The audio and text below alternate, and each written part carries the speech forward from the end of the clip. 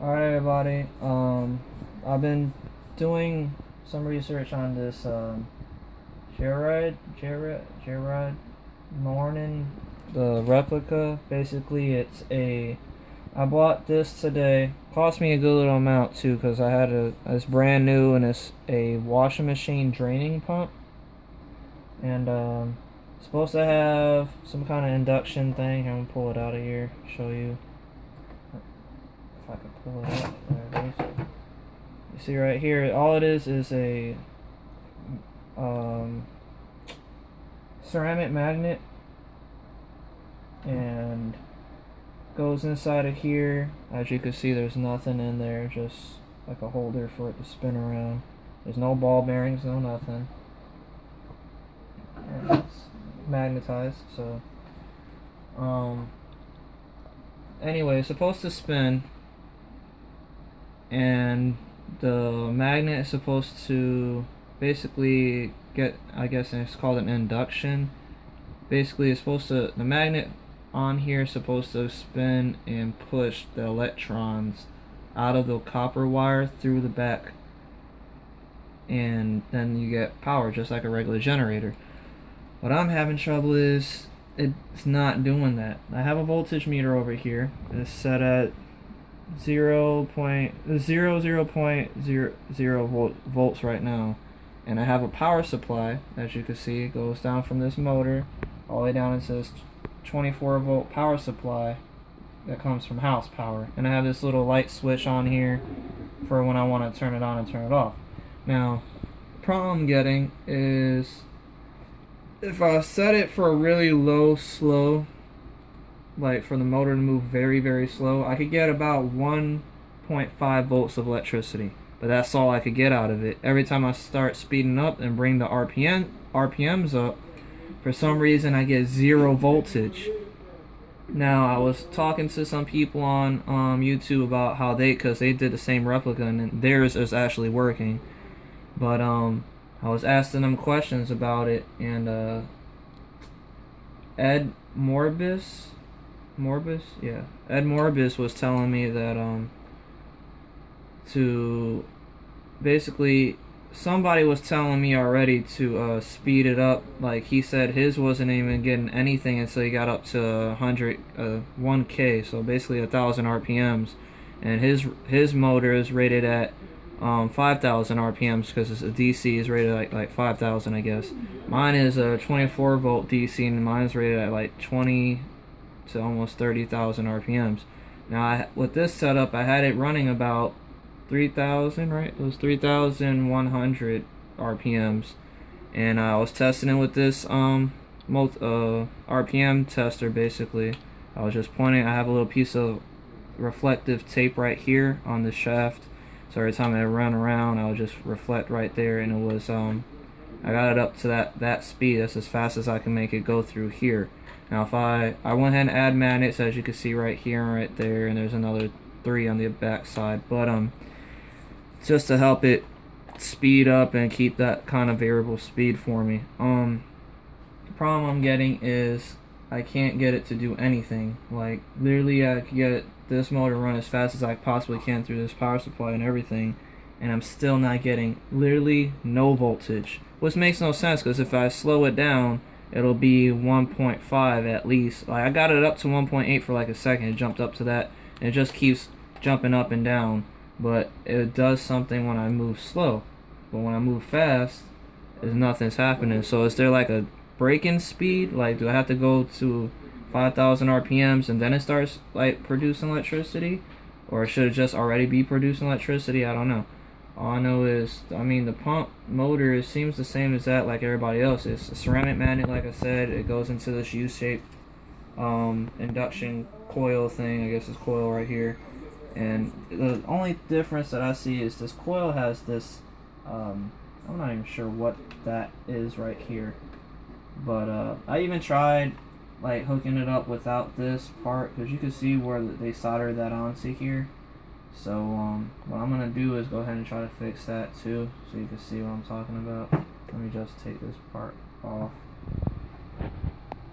As you can see on the back, it has some kind of like I don't know, some chip soldered, or it could be like a resistor or something. I'm not even sure what that is, but see how it's soldered here, goes into there, and then comes onto this tab. So all I gotta do is take it off of here. Instead of putting it on that tab, I could just put it on that soldered part that they soldered from. So either way, I won't even be using that, because now it's getting power straight from here that's not going through here. So I'm just getting off from away from that basically. And there's nothing on this side, so if I just hook it up straight to the tab, or I can hook it up to the solder part too. It doesn't really matter where I hook it up exactly. All I know is that I'm not getting any reading of voltage coming out of this generator that these guys were making, and it's kind of upsetting because I know a little bit about electricity. I mean, I never went to college for it, but I've done, if you looked at some of my YouTube videos, I've done a few things. And especially when it comes to power saving, like the super Joe ringer circuit and stuff like that. But what's upsetting about it is no voltage. Now I can understand if I was getting a little bit and needing more speed to bring it up higher. Usually that's what happens with a generator. Like when as soon as you start getting RPMs or whatever and it starts moving, you see voltage. Then you just bring that speed up more to bring the voltage up more. But for some reason, it's not moving at all. Like it'll stay completely zero. And I'm going to show you that in just a second. So what I'm going to do is slide this back in. Watch, the magnet will suck it in. Bam. So you know it's working. I mean, you know it has magnetism in it at least.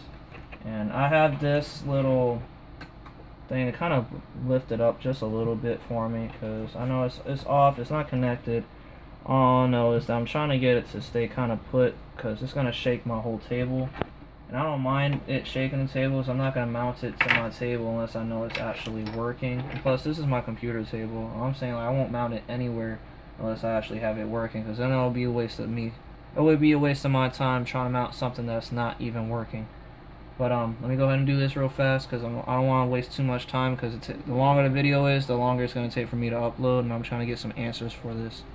So I'm not sure what voltage I'm pulling out. I'm pretty sure I'm pulling out its max. I mean, this is a 24 volt, but I think it's at 36, because it has this little adjuster right here for the voltage. But alright, everybody ready? Go. Now you see it spinning, very high RPM. Getting 30,000 RPMs right now. It's spinning really high.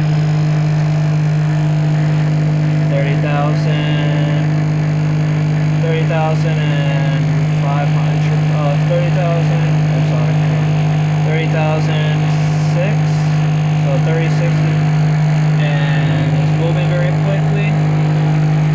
The leads are still on over here, and as you can see over there, I still have 0 volts.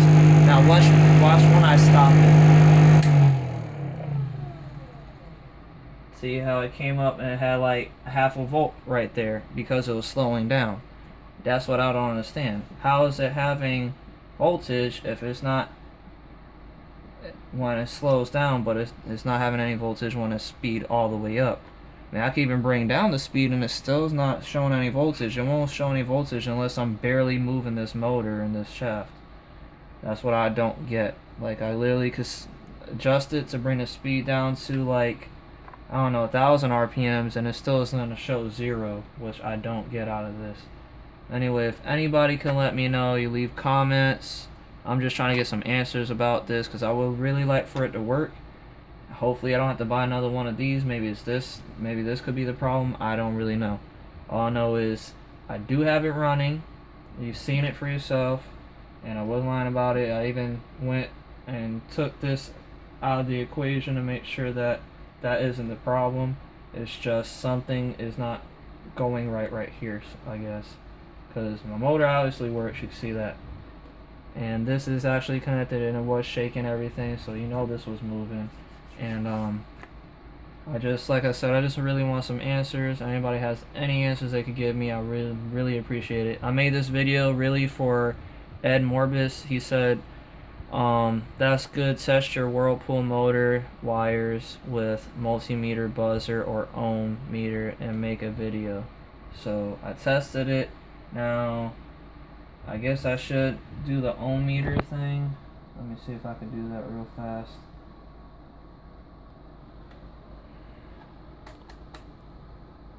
Or buzzer. Let's see about the buzzer.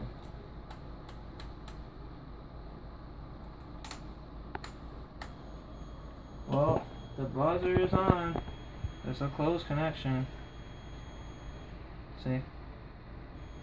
If I touch right there, there's a closed connection. You can see that the ohm meter is letting you know that the circuit is closed. That's what that beeping is for. Is letting me know my ohm. So I'm not sure why.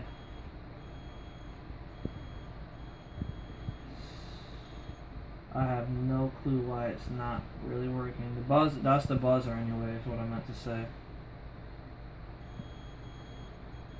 You can hear it every time I close the circuit.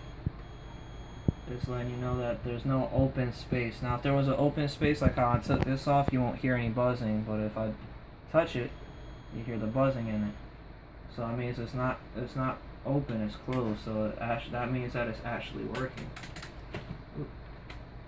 And that's the problem that I'm getting, is it's closed. It should be working, but it isn't. So like I said, anybody has any information they could give me, I would definitely appreciate it. Hopefully, like I said, I don't have to buy another one of these. So if I do, I'm gonna have to wait on it being shipped, because I'm not gonna go back to that same parts store, because they charged me an arm and a leg for this. Literally, this was over $100, and I found one on eBay for like 23 to 50 bucks that I could just have mailed to me. It's just I really wanted to test it out today, since I already knew I had a motor. So I just went ahead and went to a parts store and had it. Went and just bought it. Anyway, appreciate everybody and your comments. Please don't leave nothing negative. I'm just trying to learn like the rest of you. Thank you and goodbye. Right here.